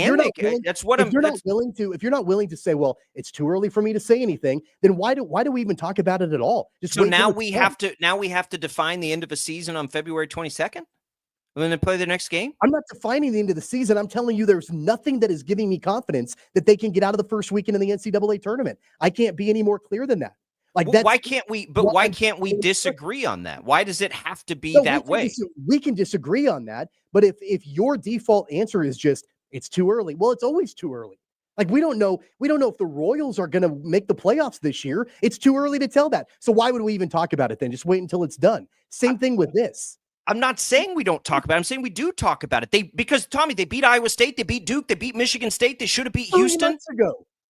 They should have beat Houston. They should have beat Baylor. They didn't do either one of those. They had a terrible collapse in the Houston game in the final few seconds. They had the worst blown lead ever in school history against Baylor, and they tied the worst loss ever in the Bill Self era. If that doesn't give you the thought that, yeah, they're not going to get it done in the NCAA tournament, I don't know what else they have to do or not do to show that they're not going to be able to perform in the NCAA tournament. I'm not saying that they will or won't be. You just said it's too early for you to be able to say one way or the other. I'm saying it's too early for me to say anything because every single indication is pointing that they won't. But Tommy, we have 2 other teams that we're following that we would have said the same thing about not that long ago, that both got on 5-game win streaks, and neither one of them are as talented as Kansas. And neither one of them have wins as big as the wins Kansas has this season. Okay, so using that example that you just gave, Kansas State, before they went on the win streak, okay, so even before they got themselves back into NCAA tournament talk, they had gotten blown out by Houston. That was probably the bottom, right? But then remember, they played KU in Allen Fieldhouse in the first matchup of the Sunflower Showdown. They fell down 14-0 to start that game, and they lost by 10. Okay, so it was a loss, right? But there were indications at that time that, okay, maybe things are starting to turn around a little bit for the Wildcats. How far that goes, we don't know. We didn't know at that time that they were going to go on a multi-game win streak and play their way back into the bubble. But there were at least signs and indications that pointed that it was going to turn around. What is there from the Jayhawks right now that give you any kind of indication that it's going to turn around? Because I see nothing. I literally see nothing. What indication did you have when K-State lost to Houston by 30? I just told you the very next game they hung with a Jayhawks team in Allen Fieldhouse. 2 games later. 2 games later, they hung with the KU team where they very easily could have folded up like a cheap lawn chair and went home, but they didn't do it. They took the gut punch and they played their way back into the game where they cut it down to I think it was a 5-point game at one point in the second half. And that was when KU was up here and K-State was down here. And at that point, I'm like, man, credit to K-State, for hanging in there and for showing some fight and some resilience. And then sure enough, right after that, they turned their season around. Right after that, they went on that win streak. There's nothing to me right now that is telling me that KU is doing okay. Then maybe the better question is, what would it take from KU to have that moment for KU for you? Okay, so they obviously need to win tomorrow. They need to win on the road at Colorado. Yeah. And then, from there, if they can win the first of the final 3 tough games that they've got in the final 3 conference regular season games, okay, well then at that point, yeah, maybe the arrow then is pointed upward a little bit more for me. But as of right now, there's not. I think we're having one of the silliest arguments we've ever had. So you'll call them cooked now, but you're leaving open the possibility that they can be not cooked by the end of the year. Then, if you're the scenario you just laid out, it's going to take a lot. That's the scenario you just laid out. Is what I mean. It's going to take a lot, and again, there's nothing to me that points that they will do that.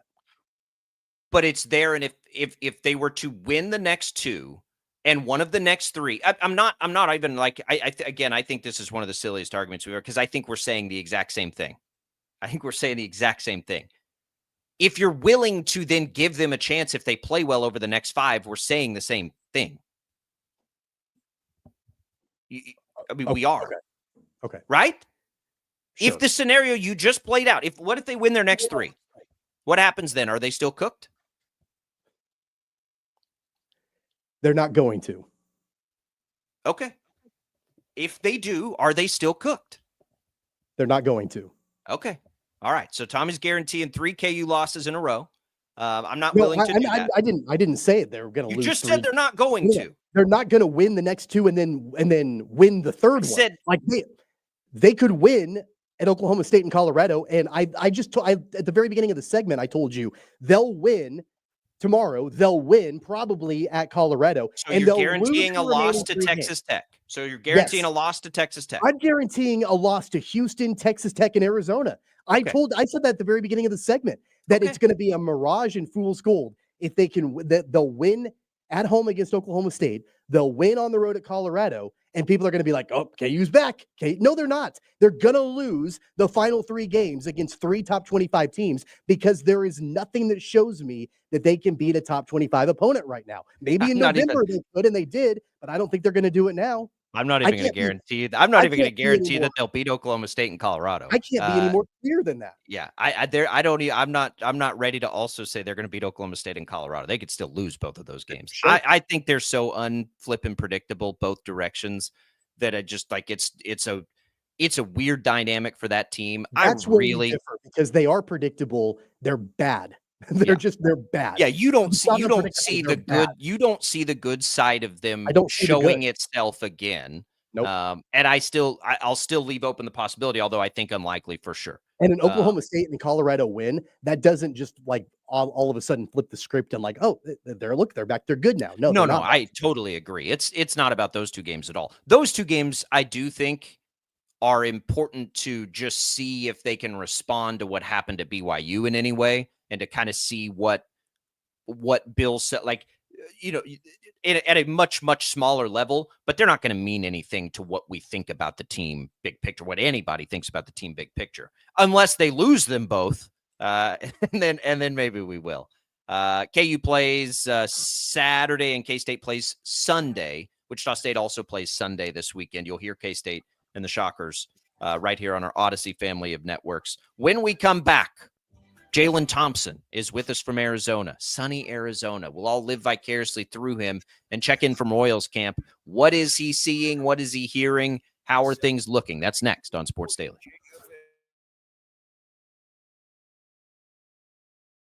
$66 counties, 4 regions, and 1 weather team that you can trust. Find Storm Team 12 every weekday at 5:30 on the KSCW. Whatever the weather and wherever you are, Storm Team 12 is zooming in, going zone by zone to give you a more in-depth look at the forecast and some science behind the storms so you know more. We're focusing on the forecast so you can focus on what's important to you. Storm Team 12 Weather Focus, 5:30 on the KSCW. The future of television has arrived. Next Gen TV is here with stunning video, movie theater quality sound, enhanced voice clarity, and interactive features, all upgradable for the future. Learn more at watchnextgentv.com. Sometimes people tell us, I don't get it, it's just tea. But let me tell you, we are so much more than just tea. With 20 plus flavors of sweet and unsweet iced tea, the possibilities are endless. Come on in and try them all for free to find your favorite or get us on the go for your busy lifestyle. And don't miss happy hour every day. So the next time someone tells you it's just tea, tell them to come by and find out why we say drink tea, be happy. Is the canvas of our imagination. They tell a story. Clouds affect the events of your day. Sometimes they growl, sometimes they inspire, but they're always the messengers of nature's mood written in the sky. Storm Team 12 understands the language of clouds. We're dedicated to decoding their message so you know what to expect. Behind every cloud, there is a story waiting to be told. Trust Ross Jansen and Storm Team 12, alerting you first to the impact on your life. When you need help, remember, you're not alone. We are here. We are neighbors. We are together. We are Kansas.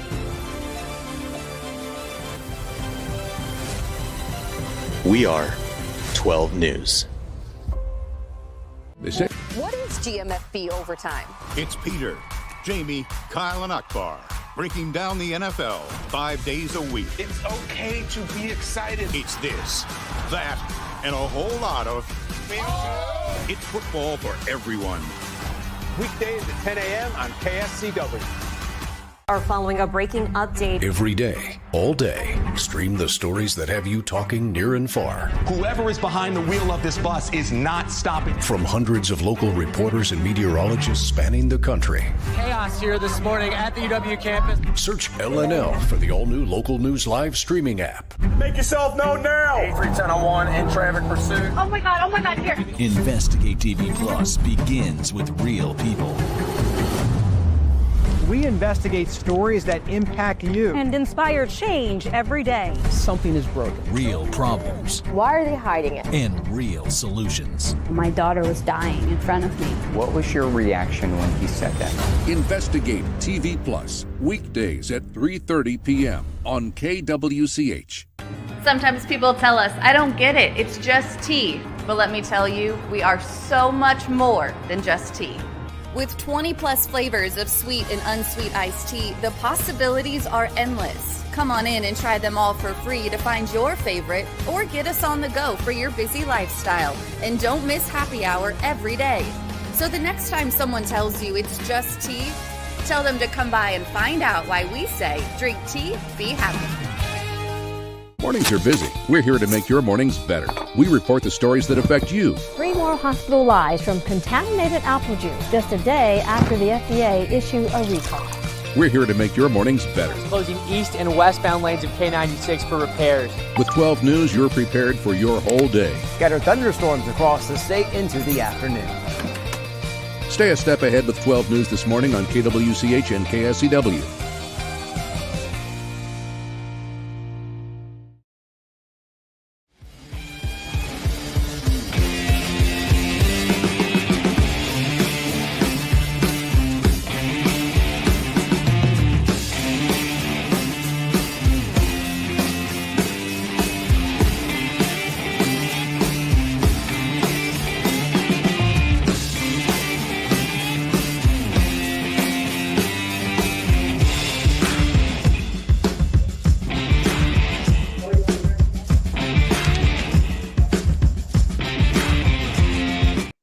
On KFH.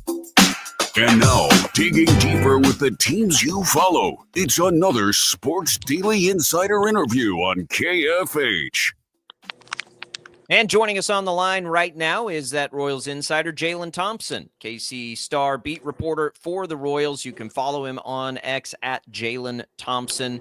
Jaylon, hello from back here in the deep freeze. Hope you're enjoying your time in the sunshine. We're not jealous. We're not bitter, or anything like that. So if we imply that, you can ignore us. But we are. Hey, you just put this out. The Royals just releasing the lineup.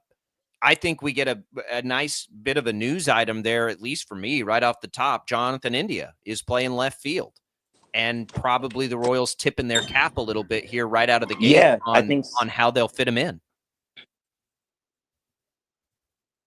Yeah, I think so. Jonathan India is a guy that has worked really hard this spring to go into left field. Took a video of him, seeing him do some defensive drills. He has really good athletic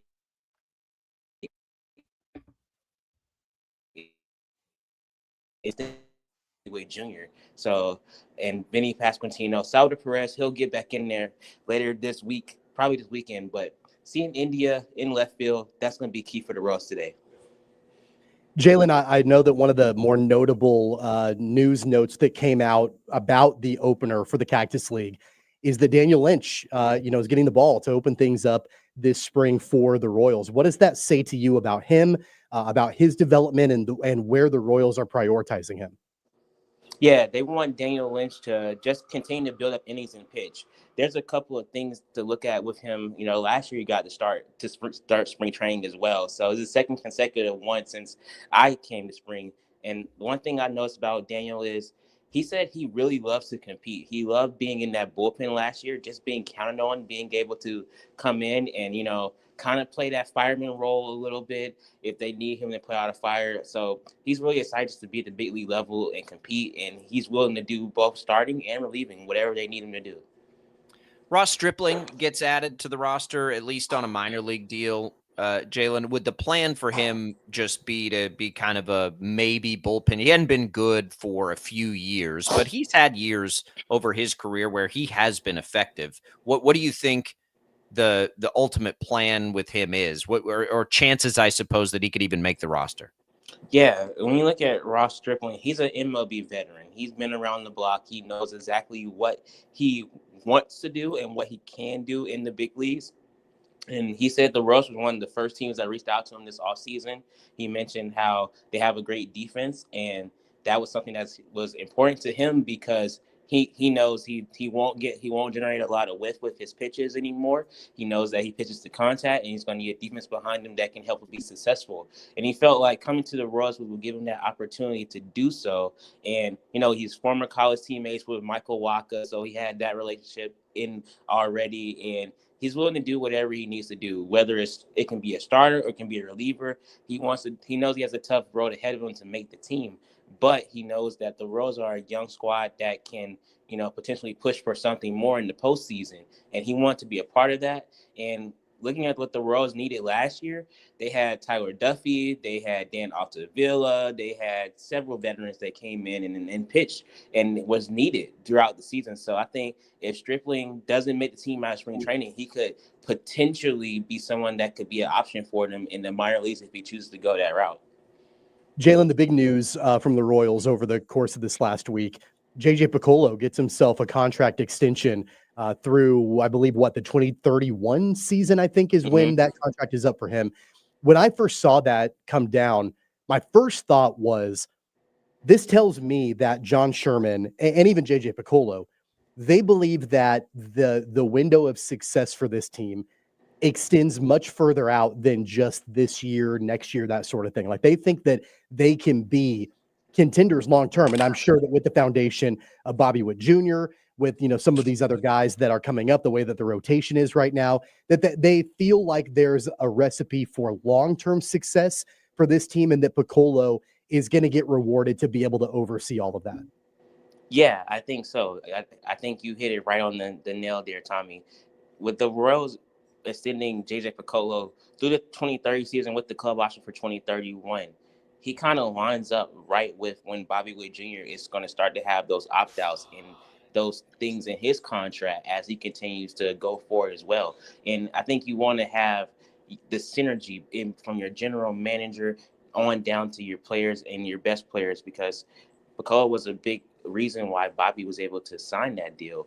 And now you're saying that he's going to be around when it could potentially come up again to try to keep Bobby Witt Jr. in the fold. And I think it was key to do that because those two are kind of tied together. That was his first big signing, or big extension. And, Bobby means so much to his Kansas City Royals organization. So I think you mentioned it right, that John Sherman knows that those two are important for the future of this franchise and this team.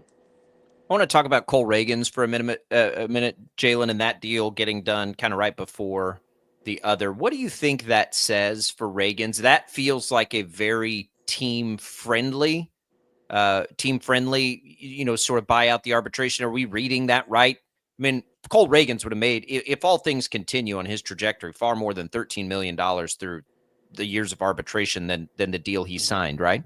Yeah. So with that deal, the Royals were going to, they were always going to have Cole Reagans through the 2028 season pretty much anyway, with his arbitration and things of that nature. What this does is it gives Cole Reagans some security. It gives him some financial security, meaning that he doesn't have to worry about how much he's going to make from year to year as he goes through arbitration and things of that nature. Plus, JJ Piccolo mentioned that he said, this is not going to be like, we signed you, now we're done. It's kind of a where he signed you for right now to give you some security in the short term, and then we also still have a chance to sign you long term as well with another extension or something of the like. And I think it's important that Cole Reagans got this extension where he bought out this season in the first 2 years of arbitration, because he's a two-time Tommy John surgery recovered. He came back from that twice, and he's pitched well, and he's shown that he can battle through adversity, and he is the franchise ace of this team. So I think it was important for them to sign him. Now he's there in line with Seth Lugo and Michael Wacha and Michael Lorenzen now. The other notable story that I read yesterday, Jaylon, is that Kyle Wright battling a little bit of an injury here. I know that he's trying to work his way back to the majors and trying to, potentially compete for that fifth starter role in the rotation for the Royals. Does this injury that he's dealing with right now, I'm sure that will set back his progress, but does that take him out of the running, at least maybe for, the first part of the regular season, or how long does that look like it's going to look to where he's going to have that setback in his recovery? Yeah, it was a minor hamstring type injury. So the Royals are going to take it cautious and just bring him along slowly. They were always going to do that with him as he comes back from right shoulder injury. So surgery, that's a tough injury to come back from. You got to really trust your arm and get over those different hurdles that come along with it to be able to pitch more effectively in the big leagues. The Royals know what they have in Kyle Wright. They traded for him for a reason. They want to see him come back to full form, and they're going to give him as much time as he can to get to that same pace that he was on within that 2021 season where he won 21 games. So it's going to be something where the Royals want him to be Kyle Wright. Just go and pitch and get back and get built up in the way that they know he can. So for right now in that fifth starter spot, I wouldn't rule him out, but I will say that it's looking more likely it's going to be either Chris Bubich or Alec Marsh, or even if Daniel Lynch is still going to be in that mix too. So it's going to be probably one of those three, but I wouldn't rule out Kyle Wright at all. I want to ask you, Jaylon Thompson joining us, our Royals insider, out in Arizona. The Royals begin spring training game action today. I want to ask about Jack Caglione. Mm-hmm. What do you think his timeline is? He's a guy that certainly, because he's a high pedigree college player, could be a fast approacher. He didn't get off to a great start in the minors last year. This got brought up to me because the Royals AA team comes here to Wichita to play late in the season. We were kind of wondering, like, is Jack Caglione going to be in that game? And I think that's probably about right. Doesn't it feel like a most of the year AA, maybe September call up? Is that too ambitious? Is that not ambitious enough? What do you kind of see as his timeline? I think that could be something that it depends on how Caglione is playing. I will say this. He has his regular number in training camp. So he has 14. And most guys that come up, they don't normally get their regular number when they're first with the big league club. But he has 14. So that shows the kind of the faith of that the Royals have in him, that they allow him to wear his regular number that he'll probably wear throughout the season. So I think that there's a lot of excitement with him. He's a big, strong kid. And if he does go to AA and he plays well throughout the year, I mean, I wouldn't be surprised if the Royals needed him. They would potentially look to try to call him up if he's in him for him to be an option.